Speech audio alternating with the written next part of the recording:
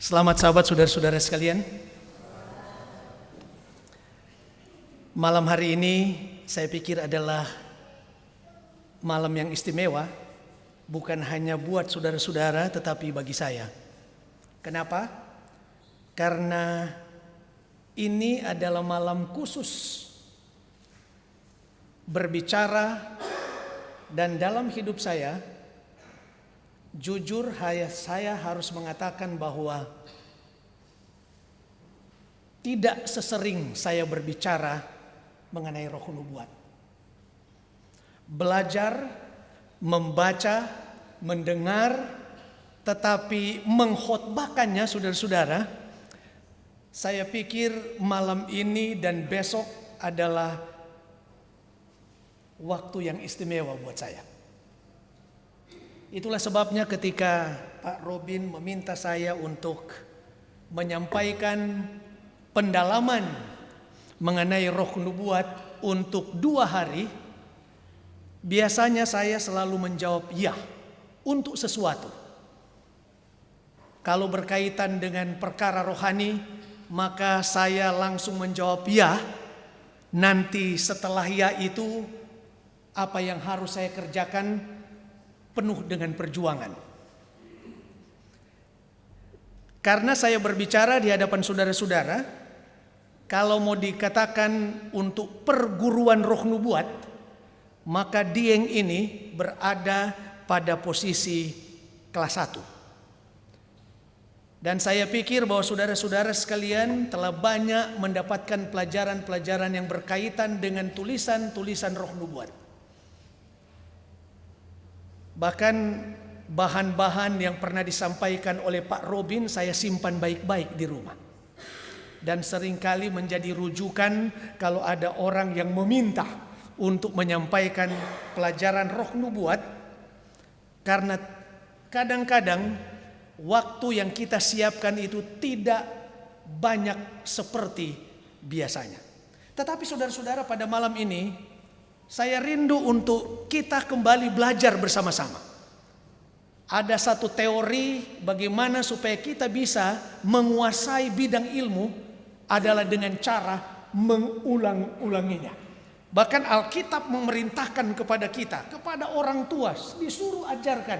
Ajarlah anak-anakmu berulang-ulang kali, siang atau malam, di jalan, di mana saja, ajarkan prinsip-prinsip kebenaran itu kepada anak-anakmu. Jadi prinsip inilah yang saya ambil untuk menyampaikan kepada saudara-saudara prinsip-prinsip tentang roh nubuat dan Alkitab. Itulah sebabnya tema yang saya kasih ke Pak Robin adalah Alkitab dan roh nubuat. Berarti yang kita akan pelajari saudara sampai besok berbicara dari Alkitab dan roh nubuat. Setelah saya mempelajari dan mendengar, membaca, maka saya menemukan saudara-saudara begitu erat sekali hubungan antara Alkitab dengan tulisan pena inspirasi.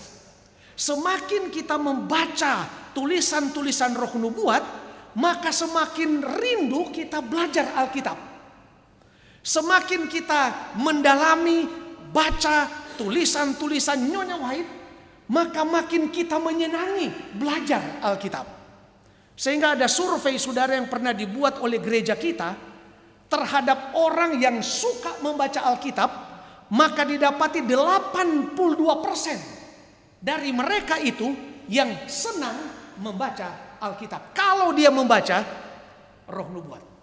Sementara orang yang tidak membaca roh nubuat, maka ditemukan hanya 43% dari antara mereka yang membaca Alkitab. Artinya apa saudara-saudara? Bahwa ketika orang belajar roh nubuat, membaca buku-buku pena inspirasi, maka orang itu akan semakin didorong untuk belajar Alkitab. Malam hari ini saudara-saudara, sudah biasa kita mendengarkan ini. Bagi anggota gereja Masih Advent hari ke-7, maka kata kesaksian Yesus sudah begitu akrab di telinga. Kenapa? Di ceramah-ceramah, di kelompok peduli, di kelompok kecil dulu di KPA, sering kita membahas mengenai buku Wahyu. Dan ayat ini saudara akan berulang-ulang kali kita sebutkan dalam setiap pembahasan kita. Mari saudara-saudaraku sekalian, kita buka bersama-sama Wahyu pasalnya yang ke-12, ayatnya yang ke-17.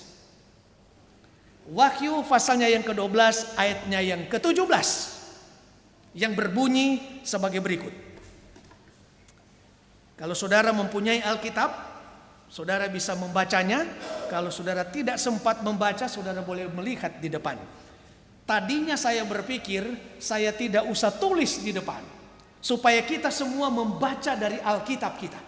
Mungkin besok kita akan lebih banyak membuka dari Alkitab. Saya tidak pantulkan ke sini supaya saudara dan saya membaca Alkitab.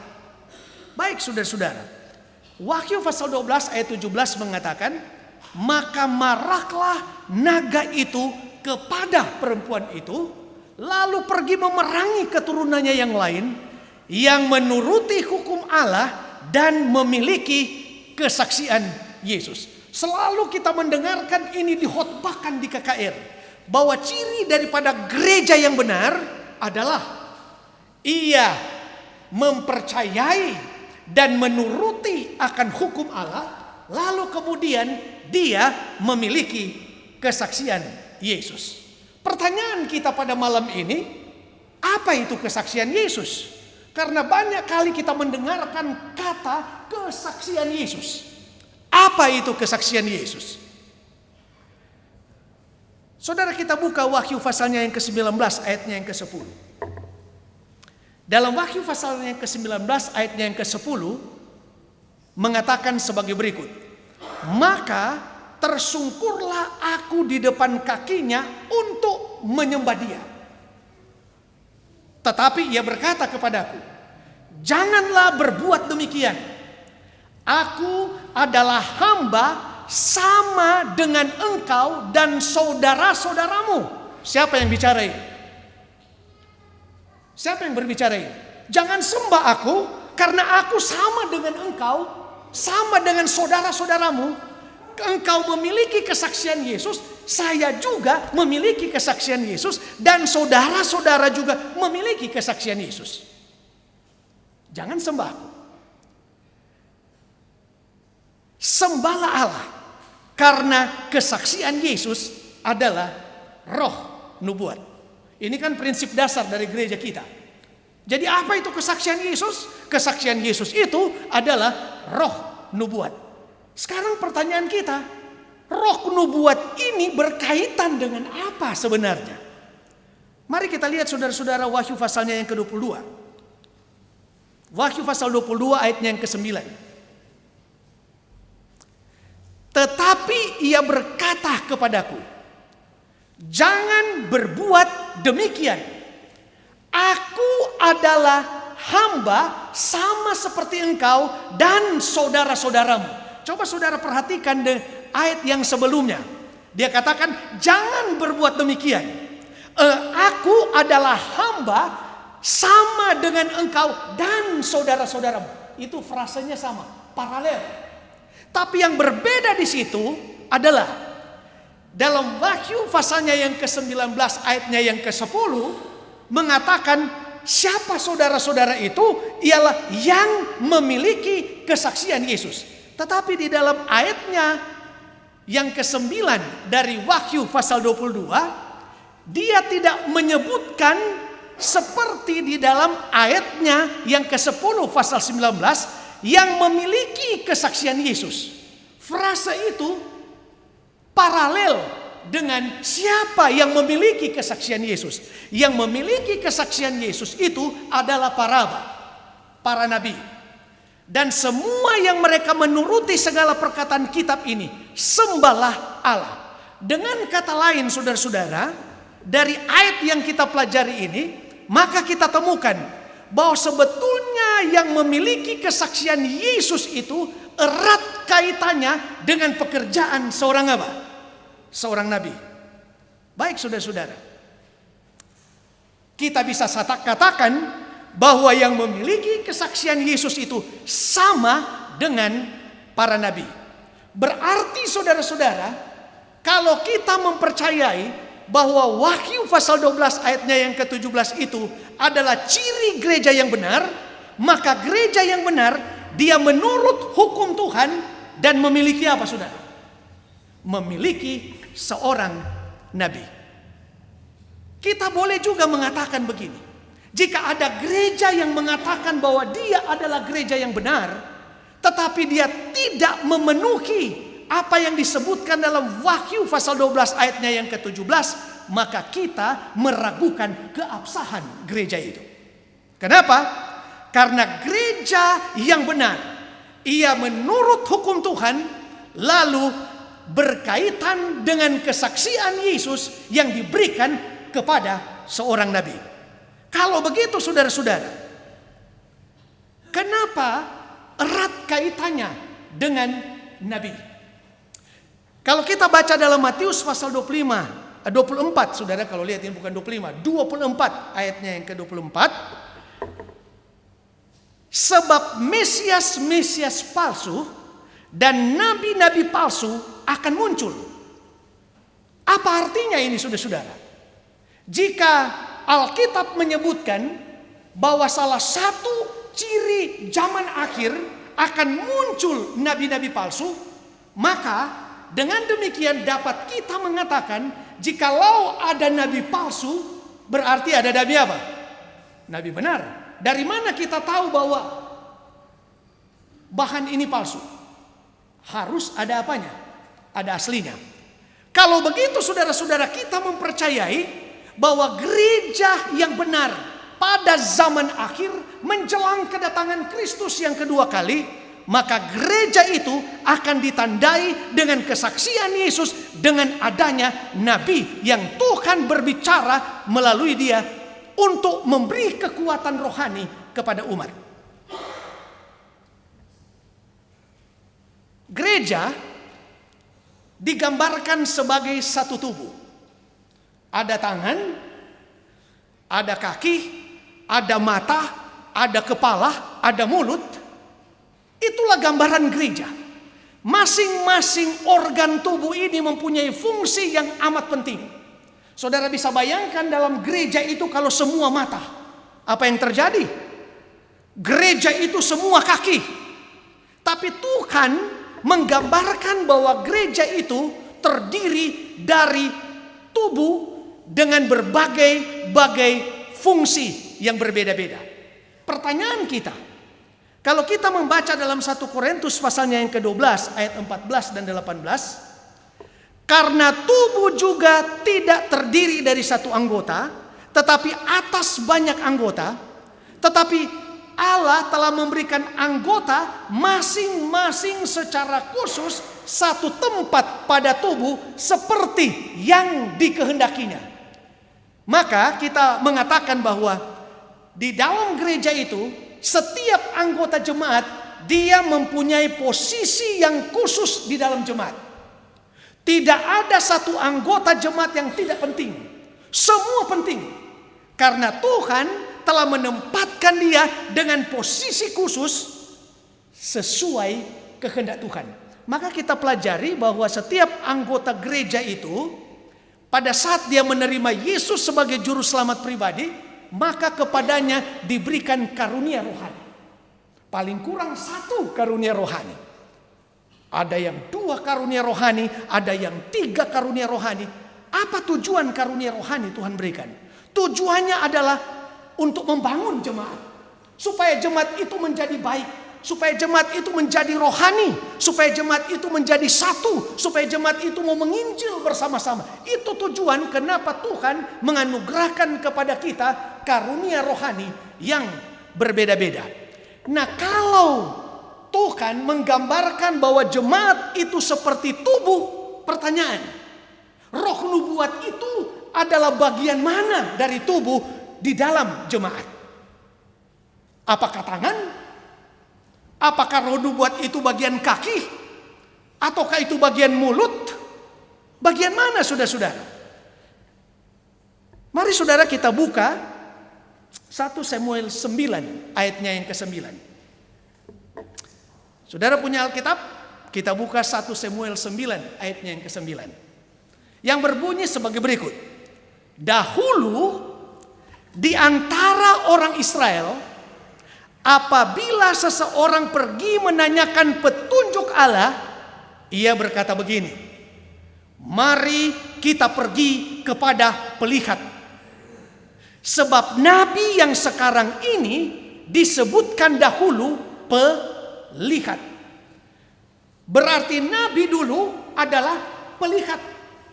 Kalau pelihat itu yang dipakai kaki atau tangan, saudara-saudara. Pelihat. Nabi itu adalah pelihat. Apa yang digunakan? Mata. Sebenarnya ketika dituliskan seperti ini, oleh karena kesaksian Yesus itu berkaitan dengan seorang nabi, maka nabi itu adalah pelihat, maka roh nubuat itu berkaitan erat dengan apa? Mata. Berarti saudara-saudara, bahagian tubuh dari gereja itu seperti tubuh kita ini, maka roh nubuat itu adalah mata dari gereja. Pertanyaan saudara-saudara, jikalau seorang kehilangan matanya, apa yang terjadi dengan dia?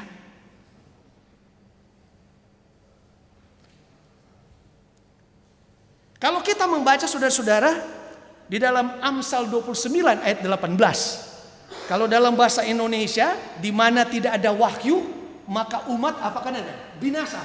Tapi kalau saudara lihat sedikit di dalam bahasa Inggris, katakan begini, where there is no vision, the people perish. Kata vision ini seringkali kita mengatakan bahwa visi ini berkaitan dengan masa depan. Makanya mari kita mempunyai pemimpin yang punya apa? Visi. Seorang yang visioner. Kalau pilih ketua jemaat, harus ketua jemaat yang visioner, dapat memandang jauh ke depan. Tapi bila mana saudara teliti dan telah dengan baik kata vision di dalam ayat ini, kata yang dipakai untuk vision ini sama dengan kata yang dipakai dalam buku Daniel yang mengatakan aku melihat. Dengan kata lain, visi yang dimaksudkan di sini berkerat kaitannya dengan mata, berkaitan erat dengan roh nubuat, pekerjaan seorang nabi. Kalau begitu saudara-saudara, coba kita lihat kondisi daripada jemaat yang kita sebut dengan jemaat kita. Jemaat apa itu saudara-saudara? Kita buka Alkitab kita dan lihat kondisi daripada jemaat kita sekarang ini. Jemaat Laodikia. Apa disebutkan? Oh, engkau mengatakan bahwa engkau kaya, ya kan?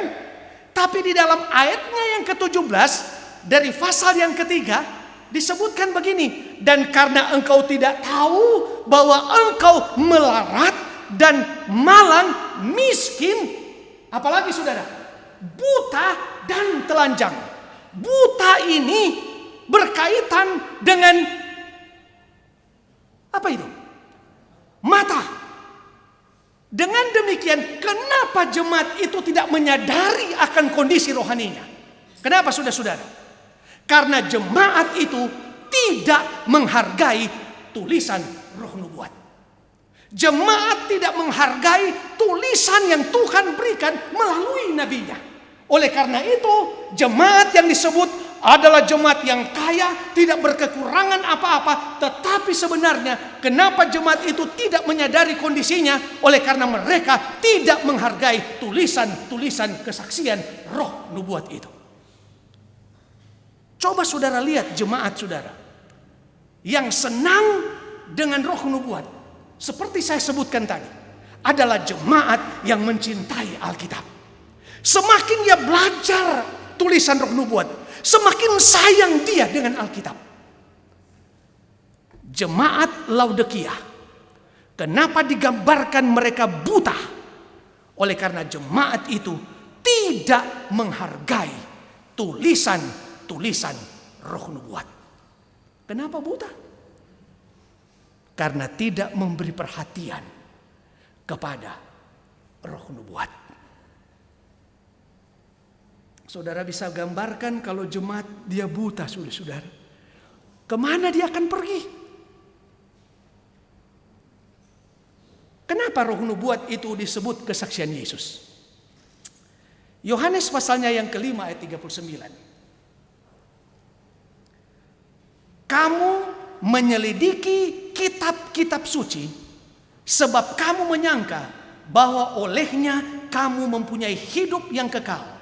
Tetapi walaupun kitab-kitab suci itu memberi kesaksian tentang aku. Nanti kalau saudara lihat ayatnya yang ke-40, mereka sudah tahu ada kesaksian tentang Yesus disampaikan oleh para nabi. Mereka percaya atau tidak, saudara-saudara? Mereka tidak percaya dan tidak mau datang kepada Yesus. Roh nubuat disebut kesaksian karena memberi kesaksian tentang Yesus. Nabi itu dia memberi kesaksian tentang Yesus. Wahyu pasal 1 ayatnya yang kedua. Yohanes telah bersaksi tentang firman Allah dan tentang kesaksian yang diberikan oleh Yesus Kristus, yaitu segala sesuatu yang dilihatnya. Pertanyaan, Yohanes seorang nabi? Ya, karena dia bersaksi tentang siapa? Tentang Yesus.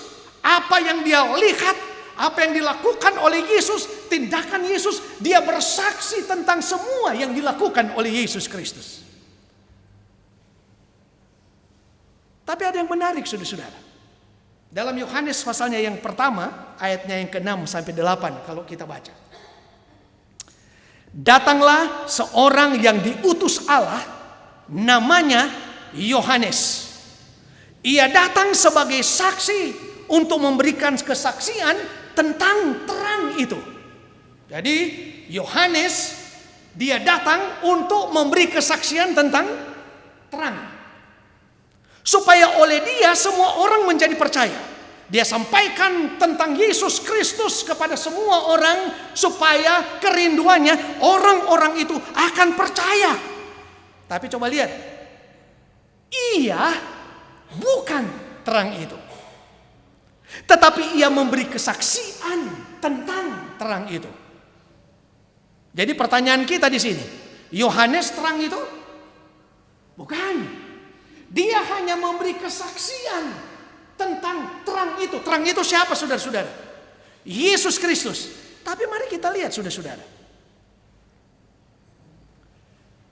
Nanti kalau kita akan pelajari besok, kita akan menyinggung, Yohanes juga disebut dia adalah apa?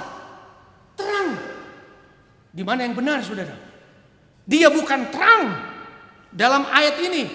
Dia hanya memberi kesaksian tentang terang itu. Tapi nanti besok kita akan singgung bahwa dia juga adalah terang itu. Mana yang benar, saudara-saudara? Kita pending itu sampai besok. Nah, saudara-saudara, mengapa disebut roh nubuat? 2 Petrus 1 ayatnya yang ke-20 dan 21. Yang terutama kamu harus ketahui ialah bahwa nubuat dalam kitab suci tidak boleh ditafsirkan menurut kehendak sendiri. Sebab tidak pernah nubuat dihasilkan oleh kehendak manusia, tetapi oleh dorongan Roh Kudus orang-orang berbicara atas nama. Jadi kenapa disebut roh nubuat? Oleh karena seorang nabi dia berbicara itu digerakkan oleh Roh Kudus. Dan kalau dia digerakkan oleh Roh Kudus, maka pembicaraannya, ucapannya selalu selaras dengan Tuhan. Amin. Orang kalau dikuasai oleh Roh Kudus, kelihatan dari ucapannya, kelihatan dari tindakannya kepada orang lain. Sakaria 7 ayat 12. Bagaimana sikap orang terhadap tulisan roh nubuat? Mereka membuat hati mereka keras seperti batu amril, supaya jangan mendengar pengajaran yang difirmankan, yang disampaikan Tuhan semesta alam melalui rohnya. Melalui apa dimaksudnya? Melalui roh nubuat. dengan perantaran para nabi yang dahulu. Oleh sebab itu datang murka hebat daripada Tuhan. Saudara lihat dalam buku Sakaria 7 ayat 12. Siapa yang mengeraskan hati saudara-saudara? Ketika Tuhan berbicara melalui nabinya, maka umat yang seharusnya mendengarkan mengeraskan hatinya. Padahal Tuhan memberikan kepada mereka melalui rohnya, melalui roh nubuat, supaya mereka itu bisa mendengar Tuhan. Tetapi yang terjadi adalah umat itu mereka menjadi keras seperti batu amril. Akibatnya apa saudara-saudara? Akibatnya adalah oleh sebab itu datang murka yang hebat dari Tuhan. Apa artinya ini saudara? Bila orang menolak roh nubuat, itu sama artinya menolak siapa? Menolak Kristus. Itu juga sama dengan menolak Roh Kudus. Karena firman yang disampaikan oleh nabi itu datangnya dari Tuhan melalui pengantaran Roh Kudusnya. Jadi setiap orang yang menyangkal Roh Kudus, menyangkal firman yang disampaikan melalui seorang nabi, maka ia seperti menolak siapa? Menolak Kristus dan menolak Roh Kudus. Kalau orang mengkritik tulisan Roh Nubuat, siapa sebenarnya yang dia kritik, saudara-saudara? Kalau seorang mengkritik Roh Nubuat, ia mengkritik Kristus. Kalau orang tidak peduli dengan buku Roh Nubuat, tidak peduli dengan ucapan-ucapan yang ditulis di pena inspirasi itu sama halnya dia tidak peduli dengan Kristus dan tidak peduli dengan Roh Kudus. Saya menyadari saudara, kenapa Tuhan memberikan pena inspirasi kepada kita. Tulisan Roh Nubuat. Keras saudara. Nanti kita akan dapati begini saudara. Ada orang kenapa tidak mau baca tulisan Roh Nubuat? Kenapa tidak baca saudara-saudara? Karena apa yang disampaikan dalam buku Roh Nubuat itu berisi kebenaran dan dia tidak suka. Ada orang juga dia suka, tapi sebagian. Dia pilih-pilih saudara-saudara. Mana yang kena, ini cocok dengan saya. Itu yang dia ambil dan itu yang terus dia sampaikan ke orang lain. Nah, ini cocok. Tetapi kalau ada sesuatu yang menemplak, yang menegur dengan keras dari tulisan pena inspirasi, dia tidak mau membacanya dan dia tidak mau mendengarnya. Dia menolaknya. Saya pikir sama juga dengan orang belajar Alkitab, saudara-saudara. Pada waktu dia membaca Alkitab dan dia cocok, ini cocok dengan saya, dia akan hafal itu ayat itu. Tapi kalau ada ayat yang kemudian memberi teguran keras kepadanya, kira-kira dia hafal ayat itu? Kalau dia lihat saudara, dia buka, begitu lihat ayat itu cepat-cepat dia lewat.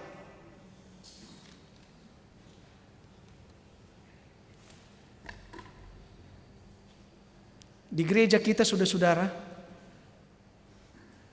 ada dua kutub menyikapi Roh Nubuat. Bahkan saya pernah mendengar seorang berkhotbah menyampaikan di depan, dia bilang begini saudara-saudara. Kalau kita berkhotbah dan tidak pernah mengutip Roh Nubuat, itu bukan khotbah. Kira-kira menurut saudara benar atau salah ini? Jadi kalau tidak pernah mengutip Roh Nubuat, itu bukan khotbah. Jadi begitu dia selesai berbicara, dia turun, saya panggil dia. Saudara-saudara, saya bilang, saudara, berikut kalau bicara sebaiknya bicara begini. Kalau saudara dalam berkhotbah tidak pernah mengutip dari Alkitab, itu bukan khotbah. Jadi ada ekstrim saudara di jemaat. Ekstrim dengan roh nubuat. Jadi dia menganggap bahwa roh nubuat itu di atas segala-galanya. Tapi nanti kita lihat besok saudara-saudara. Apakah roh nubuat menggantikan Alkitab? Itu besok. Jadi sudah ada 2 yang kita pending ya. Sengaja dibuat seperti ini supaya besok saudara datang. Kalau sudah jawab malam ini, saudara nggak datang lagi besok. Keras sekali saudara apa yang Alkitab katakan. Kalau kita menolak roh nubuat, kita tidak peduli dengan roh nubuat, itu sama dengan kita lakukan kepada Tuhan, kita lakukan kepada Roh Kudus. Keras saudara.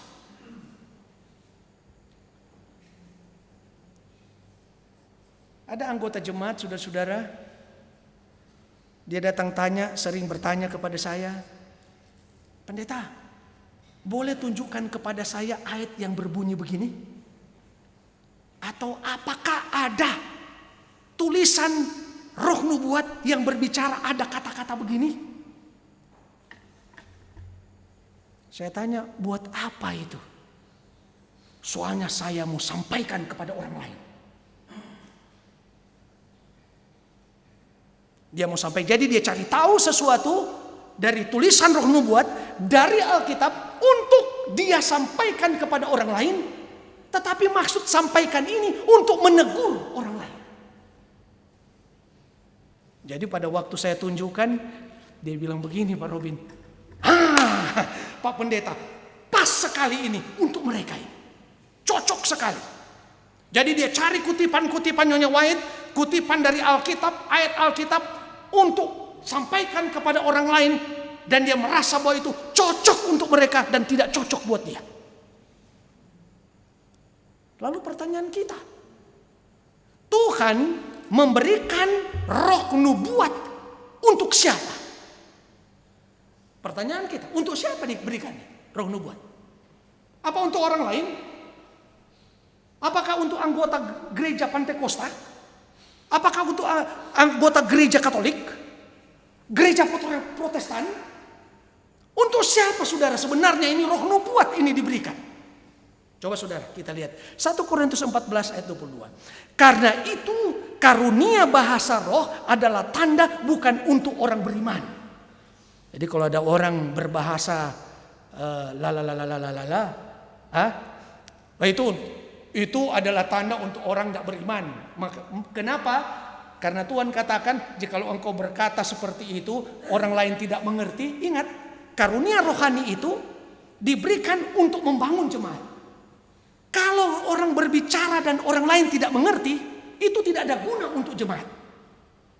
Makanya Alkitab katakan, kalau engkau mau berbahasa begitu, supaya dapat dimengerti oleh orang lain, pakai apa saudara? Pakai penerjemah, supaya jemaat mengerti. Tapi kalau tidak, engkau saja berbicara sendiri dengan Tuhan. Nah saudara-saudara, tapi ada sesuatu yang Tuhan katakan di sini.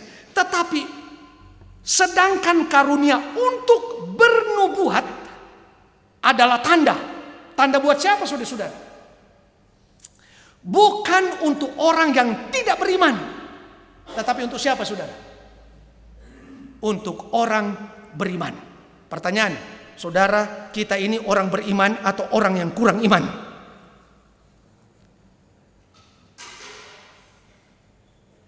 Kalau dalam bahasa Inggris, believers. Siapa itu believers? Orang-orang percaya. Pertanyaan kita ini orang percaya atau bukan saudara-saudara? Saudara orang percaya? Yang dipercaya orang juga? Berarti saudara, karunia ini adalah buat siapa? Buat kita saudara-saudara. Kenapa Tuhan memberikan karunia ini, roh nubuat, melalui pena inspirasi yang ditulis oleh wanita itu? Untuk siapa sebenarnya? Untuk kita, untuk orang-orang percaya. Betul saudara-saudara, ada juga pekabaran yang diberikan kepada orang di luar.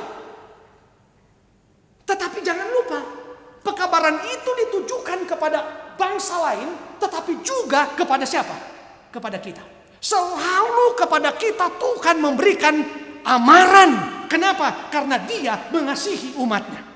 Karena umatnya itu seperti biji mata. Saudara lihat, biji mata. Makanya Tuhan mengatakan bahwa roh nubuat itu adalah mata dari jemaat.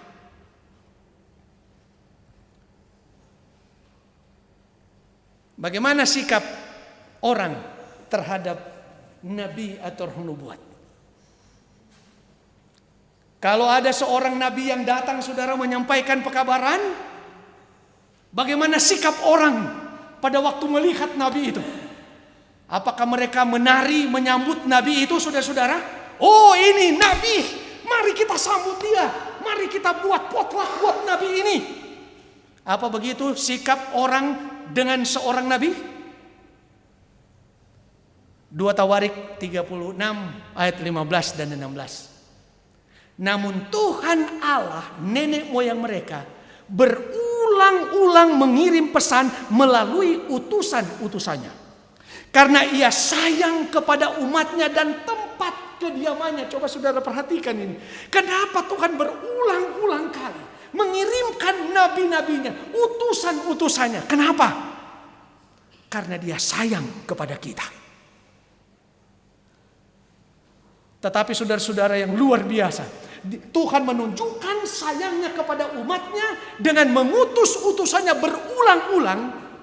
Tetapi mereka mengolok-ngolok utusan Allah itu, menghina segala firman-Nya dan mengejek nabi-nabinya. Oleh sebab itu murka Tuhan bangkit terhadap umatnya sehingga tidak mungkin lagi pemulihan.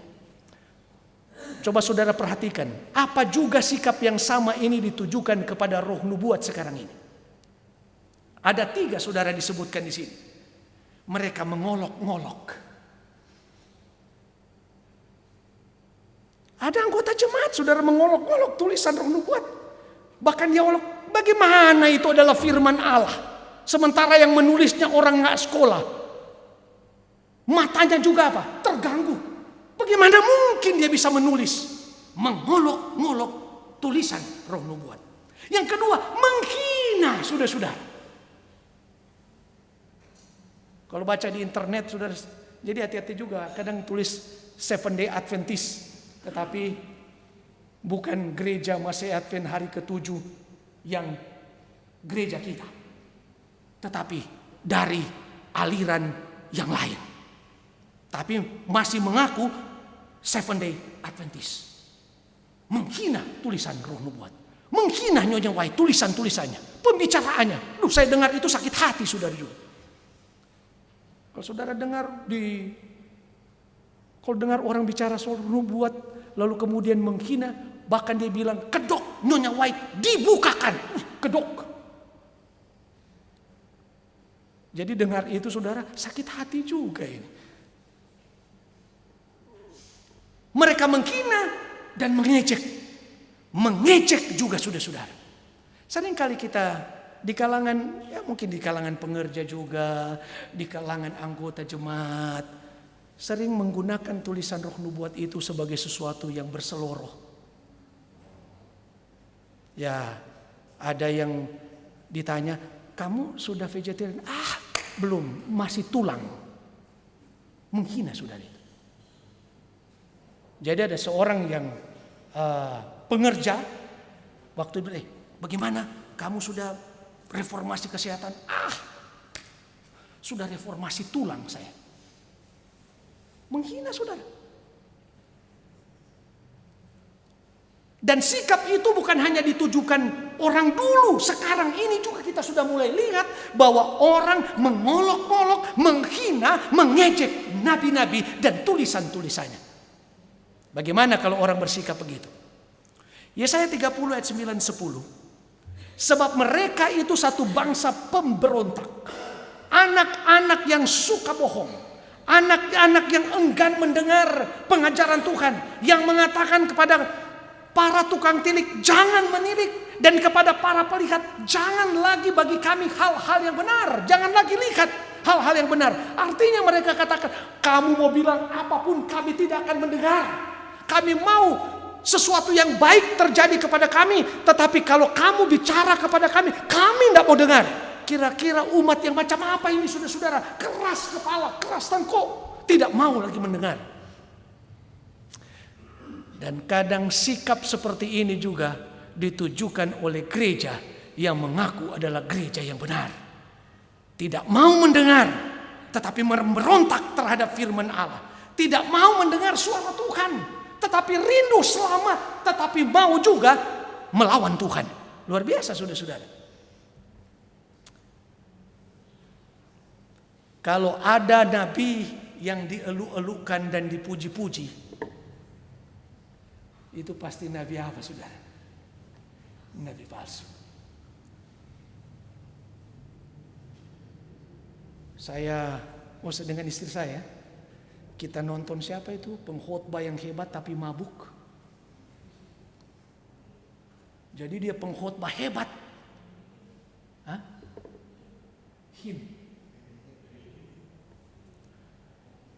Kami buka YouTube-nya saudara-saudara. Naik di mimbar mabuk dia. Jatuh, tapi orang puji-puji. Kenapa? Dia bilang ini lagi dikuasai oleh Roh Kudus. Roh lagi berbicara kepada, padahal mabuk saudara-saudara. Saudara pernah lihat itu? Coba saudara lihat pastor drunk, saudara buka itu kelihatan itu. Tapi dia dianggap bahwa dia sementara digerakkan oleh kuasa Roh Kudus. Saudara lihat orang yang menonton dia. Di kemana dia pergi saudara dielu-elukan saudara. Luar biasa hebatnya. Tapi Alkitab kasih tahu saudara-saudara. Kalau ada nabi yang dielu-elukan, nabi yang dipuji-puji, dapat dipastikan itu adalah nabi palsu. Siapa yang bilang saudara? Lukas 6 ayatnya yang ke-26. Celakalah kamu jika semua orang memuji kamu, karena secara demikian juga nenek moyang mereka telah memperlakukan nabi-nabi palsu. Jadi nabi-nabi palsu dipuji-puji. Kenapa dipuji-puji? Karena nabi-nabi palsu ikut mau tuannya. Luar biasa saudara. Dan sekarang banyak nabi palsu yang muncul. Dan dielu-elukan di mana-mana. Dipuji-puji di mana-mana saudara. Luar biasa hebat. Tapi kalau ada nabi yang menemplak dosa, ada nabi yang menyampaikan pekabaran Tuhan yang benar, dia sampaikan sabat yang benar, pasti dia dibenci. Tidak disukai, dihindari. Jangan bergaul dengan orang itu. Tapi kalau dia sampaikan khotbah, kita boleh makan apa saja. Semua yang bergerak kita makan akan dipuji-puji saudara. Kemana dia pergi akan dipuji-puji. Nabi-nabi diperlakukan dengan tidak baik, tapi akibatnya mereka yang berlaku demikian. Coba saudara lihat apa akibatnya. Orang yang tidak menghargai tulisan roh nubuat, tidak menghargai apa yang disampaikan oleh nabi itu. Dalam 2 Raja-Raja pasalnya yang kedua ayat 23 sampai 24. Ini berbicara tentang cerita siapa ini saudara? Elisa. Oh, kita tahu ceritanya bukan? Elia memanggil Elisa, lalu menyerahkan tongkat pekerjaan pelayanannya kepada Elisa, lalu kemudian Elia naik ke surga. Tentu setiap kali saudara baca, orang bertanya di mana si Elia itu? Disembunyikan di mana dia? Tentu Nabi Elisa itu akan menceritakan kebenaran. Oh, Elia itu sudah diangkat oleh Tuhan. Dia tidak ada lagi, sudah diangkat oleh Tuhan. Orang-orang tidak percaya, tidak mungkin. Di mana dia? Pasti bersembunyi di satu tempat. Orang-orang tua juga mengajarkan kepada anak-anaknya, "Nak, kalau dengar Elisa punya kata-kata, jangan percaya. Karena itu tidak benar. Dia pembohong, nabi pembohong. Jangan dengarkan dia." Anak-anak pun dibentuk sedemikian rupa, tidak menghargai nabi yang membawa suara dari Tuhan itu. Lalu kemudian saudara-saudara, satu ketika mereka melihat Elisa. Apa yang disebutkan oleh anak-anak ini?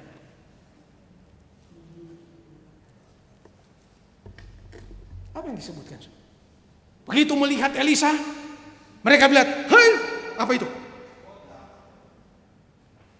Saya sudah mulai sebagian sudah mulai ngeri. Lalu kemudian apa yang terjadi kepada mereka? Coba saudara baca. Berapa anak yang mati di situ, sudah. Kalau saudara baca Alkitab ini, berapa anak yang mati? Ya? Apa ditulis mati di situ? Ayo coba baca. Dicabik. Ya belum tentu mati kan? Sampai ada orang katakan begini, waduh, Tuhan macam apa yang mengizinkan seorang itu, anak-anak kecil itu mati, dicabik-cabik. Enggak ditulis di situ mati, saudara. Tapi ya dicabik. Mereka tidak mengerti cara Tuhan menunjukkan kasih karunia-Nya. Tuhan mau ajarkan sikap yang tidak benar kepada roh nubuat yang diberikan oleh Tuhan melalui seorang nabi, pekabaran melalui seorang nabi. Sikap yang tidak dihargai akan menghasilkan sesuatu yang sungguh kita tidak inginkan. Maryam mengkritik Musa. Apa yang terjadi dengan Maryam, saudara? Oh, lihat, dia kawin dengan wanita berkulit hitam. Hitam, kenapa? Lalu dia ditimpa oleh kusta. Siapa yang memohon kepada Tuhan agar dia disembuhkan? Apa yang Tuhan mau ajarkan di sini? Sikap kita terhadap pekabaran dari seorang nabi. Apakah kita menghargai dia atau menolak dia? Sikap yang disampaikan oleh umat Tuhan, yang ditunjukkan oleh umat Tuhan terhadap tulisan-tulisan roh nubuat yang memberi nasihat yang sungguh untuk menolong kita bersiap diri bagi kedatangan Yesus yang kedua kali. Bagaimana sikap kita? Orang Israel meminta raja, sudah. Dalam 1 Samuel 8 ayat 7, Tuhan berfirman kepada Samuel. Kenapa mereka minta raja? Supaya sama dengan bangsa lain. Dan kalau kamu minta raja, anak-anakmu akan menjadi apa? Menjadi pengerja, menjadi budak raja. Tidak apa-apa, kami harus punya raja. Dengarkanlah perkataan bangsa itu dalam segala hal yang dikatakan mereka kepadamu, sebab bukan engkau yang mereka tolak. Apakah Tuhan senang mereka minta raja? Tidak. Maka Tuhan katakan, bukan engkau yang mereka tolak, tetapi akulah yang mereka tolak. Supaya jangan aku yang menjadi raja atas mereka. Kalau kita menolak roh nubuat, siapa yang kita tolak, saudara-saudara? Kalau kita menolak tulisan pena inspirasi, siapa yang kita tolak? Kita bukan menolak penulis. Kita bukan menolak Ellen G. White. Tapi siapa yang kita tolak? Yang kita tolak adalah Tuhan sendiri yang memberi pekabaran kepada nabinya untuk kebaikan kita. Kenapa? Karena Ia sangat mengasihi kita. Tapi puji Tuhan, saudara, tidak semua orang menolak, kan? Ada orang yang menerima. Dia menerima dengan baik tulisan pena inspirasi, pekabaran roh nubuat dia dengar dengan baik yang disampaikan oleh Tuhan. Dalam 2 Tawarik 20 ayat 20. Latar belakang dari kisah ini adalah ketika ketiga kerajaan bergabung hendak menyerang Yerusalem. Disebutkan bahwa raja dalam keadaan takut. Lalu Tuhan menggerakkan, roh menggerakkan untuk menyampaikan pekabaran kepada raja itu. 2 Tawarik 20 ayat 20 katakan, keesokan harinya, pagi-pagi mereka menuju padang gurun Tekoa. Ketika mereka hendak berangkat, berdirilah Yosafat dan berkata, dengar hai Yehuda dan penduduk Yerusalem, Percayalah kepada Tuhan Allahmu dan kamu akan tetap teguh. Percayalah kepada nabi-nabinya dan kamu akan berhasil. Cerita ini mencatat, saudara-saudara, metode berperang Tuhan yang luar biasa. Menyanyilah, memuji Tuhan. Bagaimana orang berperang menyanyi, memuji Tuhan. Tetapi Alkitab mencatat, saudara-saudara, ketika musuh mendengar mereka menyanyi, memuji Tuhan, mereka menjadi kacau. Mereka menganggap bahwa orang yang ada di hadapan mereka itu adalah musuhnya, padahal ada sahabatnya. Mereka itu saling membunuh satu dengan yang lain. Siapa yang berperang dengan mereka? Raja tidak berperang dengan mereka, tapi Tuhan yang berperang untuk mereka. Pertanyaan kita, saudara, jikalau orang mendengarkan roh nubuat itu dan mengatakan seperti yang dikatakan oleh raja itu, dan kamu percayalah kepada Tuhan Allahmu dan kamu akan teguh, percayalah kepada nabi-nabinya dan kamu akan berhasil, dan mereka betul berhasil. Pertanyaan kita, apakah sekarang ini juga, jikalau kita mempercayai Tuhan, lalu kemudian kita mempercayai tulisan-tulisannya, tulisan nabinya, mempercayai roh nubuat, apakah kita juga akan berhasil?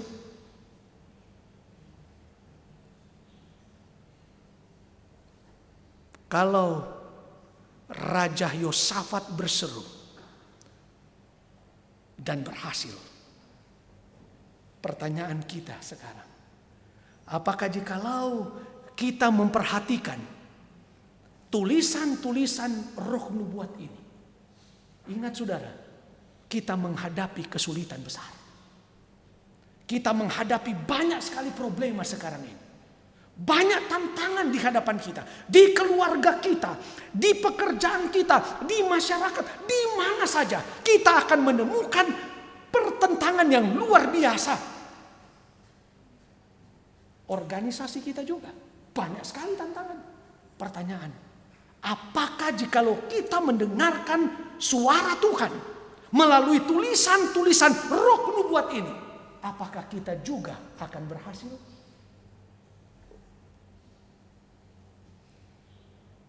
Saya memastikan kalau itu berhasil kepada Yosafat, maka itu juga berhasil kepada kita. Jikalau kita punya problema, kita punya masalah, punya tantangan yang begitu berat, seruan daripada Yosafat, percayalah kepada Tuhan Allahmu dan kamu akan tetap teguh. Percayalah kepada nabi-nabinya, percaya kepada tulisan roh nubuat, kamu juga akan berhasil.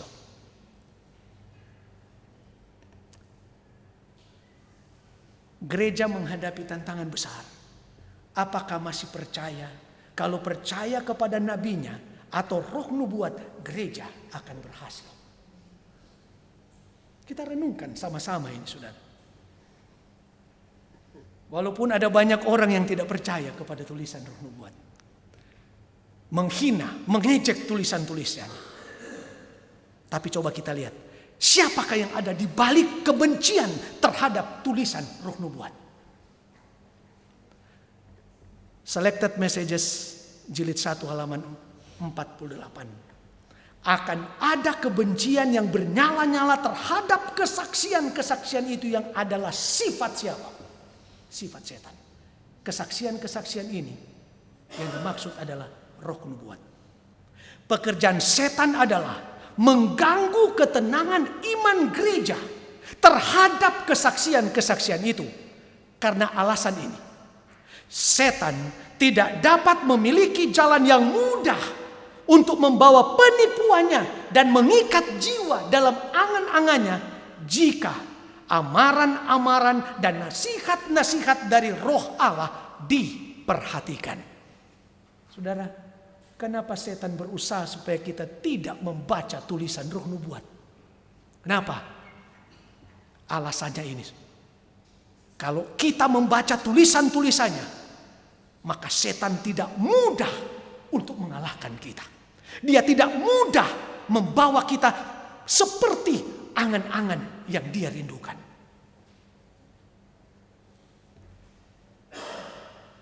Kalau saja kita memperhatikannya, maka ada banyak perkara yang dapat kita lalui dengan kemenangan.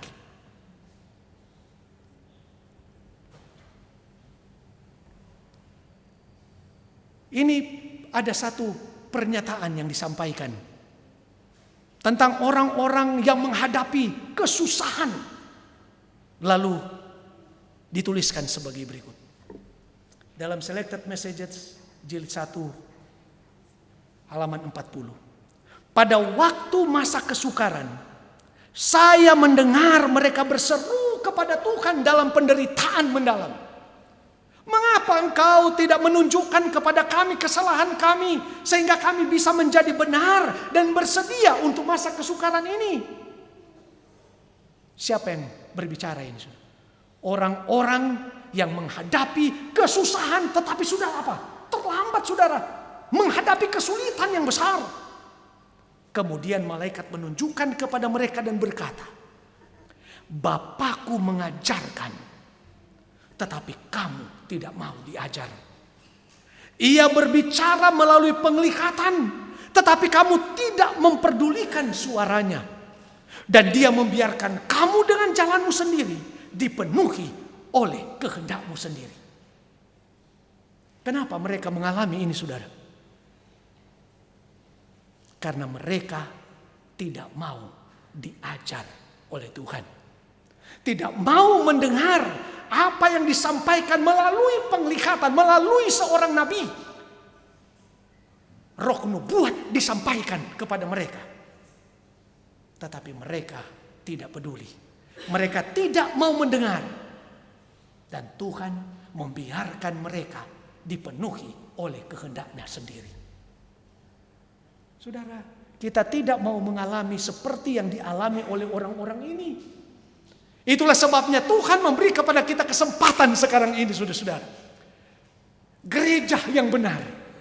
Wahyu 12 ayat 17 katakan, mempunyai ciri mereka mempercayai dan menurut hukum-hukum Allah dan memiliki kesaksian Yesus. Dan kesaksian Yesus itu adalah roh nubuat.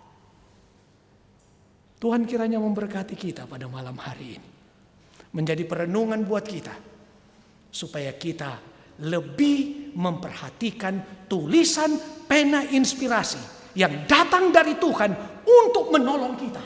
Kenapa? Karena Tuhan sangat mencintai kita. Tuhan berkati.